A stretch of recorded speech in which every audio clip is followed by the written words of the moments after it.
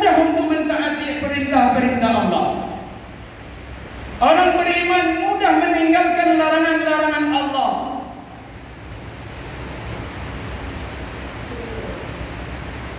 Tapi manakala seseorang yang tidak beriman, maka dia akan sulit untuk mencintai Allah. Bahkan dia akan sulit melakukan perintah-perintah Allah dan akan mudah melanggar larangan-larangan Allah. Hadirin yang dimuliakan oleh Allah Subhanahu wa taala, apabila satu orang yang beriman menjaga keimanannya dengan baik, Allah akan tanamkan kehidupan yang baik, kehidupan yang tenang ke dalam dirinya. Manakala satu keluarga mengusahakan iman dan ketakwaannya sehingga melahirkan amal-amal yang soleh dalam kehidupan keluarganya, Allah menjamin Allah akan berikan kehidupan yang damai, kehidupan yang bahagia, kehidupan yang sakinah ke dalam keluarganya. Manakala suatu kampung, suatu provinsi, suatu negara secara istimai, secara bersama-sama diusahakan perkara iman dan takwa, sehingga di kampung, di provinsi dan di negara, apabila lahir manusia-manusia yang beriman dan bertakwa kepada Allah, Allah menjamin kampung tersebut, provinsi tersebut, dan bahkan negara tersebut akan diberkahi oleh Allah Subhanahu wa taala.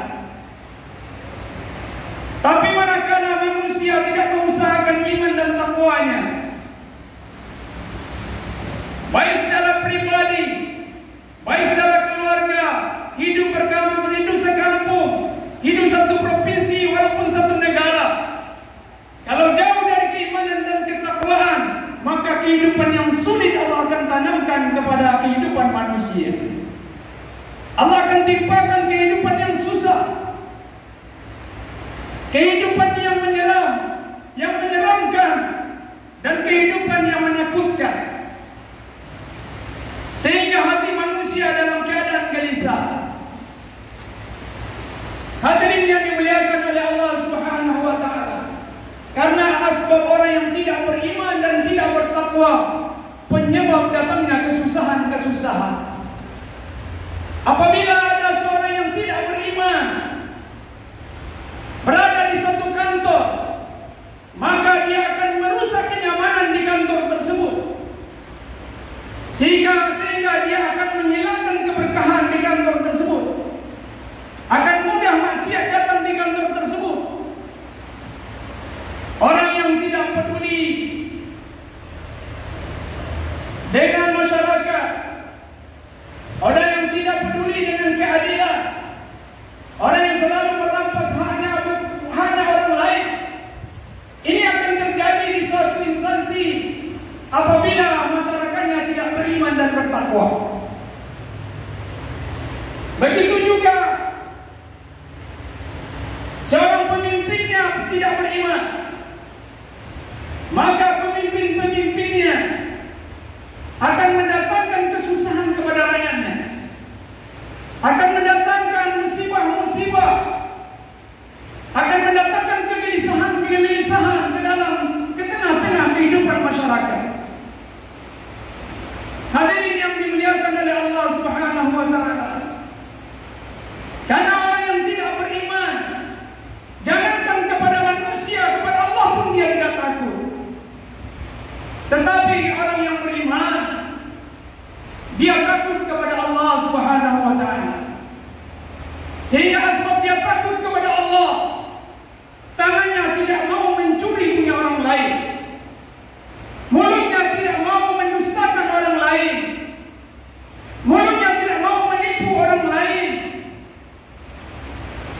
hidupnya selalu menunaikan hak, menunaikan kewajiban, memberikan hak kepada yang pemilihnya. Apabila orang yang beriman lahir dengan ketakwaan, di mana saja dia berada, baik dalam satu keluarga, satu kampung, di satu instansi, maupun di dalam provinsi, maupun dalam negara,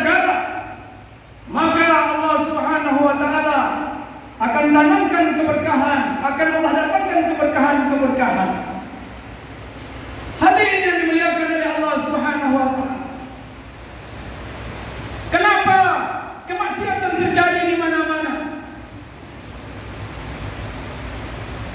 Di pasar terjadi kemaksiatan, sehingga orang berjual beli jauh dari kejujuran, bahkan menggunakan perkara-perkara yang riba. Di kantor juga seperti itu. Sudah dapat gaji masih mengambil hak orang lain. Jadi pemimpin juga seperti itu. Keadilan tidak ditegakkan. Apa masalahnya? Di saat dia melakukan maksiat, di saat dia melakukan kesalahan-kesalahan, yakinilah bahwasanya di dalam hatinya tidak ada. Orang yang seperti ini akan menghadapi bahaya yang besar. Orang yang seperti ini sedang berada di jurang-jurangnya neraka. Orang seperti ini yang tidak membekali dirinya dengan keimanan dan ketakwaan, dia akan mengalami kerugian-kerugian. Setelah kematiannya, Allah Subhanahu wa taala akan hinakan dia. Allah akan campakkan dia di dalam azab api nerakanya Allah Subhanahu wa taala. Hadirin yang dimuliakan oleh Allah Subhanahu wa taala. Kenapa kemiskinan terjadi di mana-mana? Karena di tengah-tengah masyarakat tidak diusahakan perkara iman dan takwa. Sehingga orang yang kaya merasa pelit mengeluarkan hartanya karena kemegahan dunia sedang bersarang di hatinya, sehingga dia tidak peduli di dalam hartanya ada hak orang lain, di dalam hartanya ada hak orang miskin, di dalam hartanya ada hak anak yatim. Tidak peduli, karena fitnah-fitnah dunia sudah merasuk ke dalam hatinya, sehingga hati menjadi gelap, cahaya keimanan tidak nampak lagi, sehingga kehidupan di tengah-tengah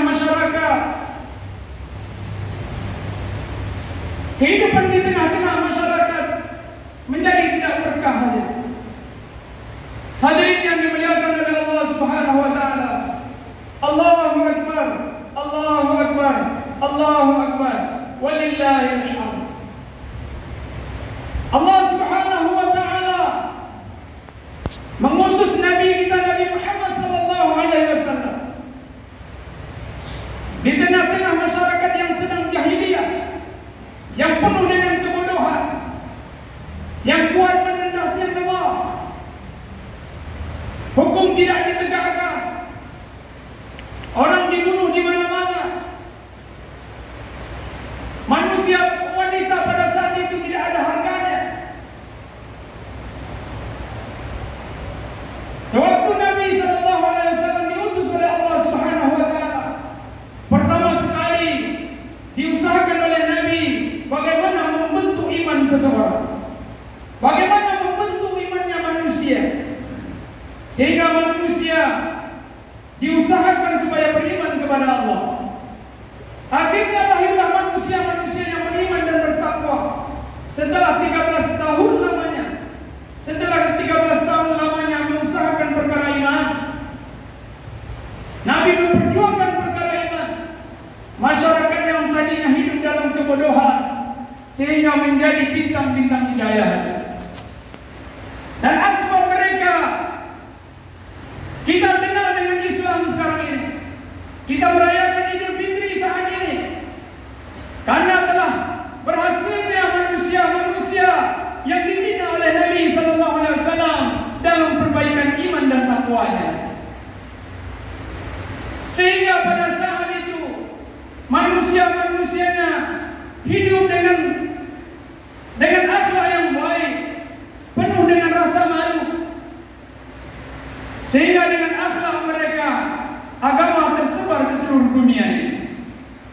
Allahu akbar, Allahu akbar.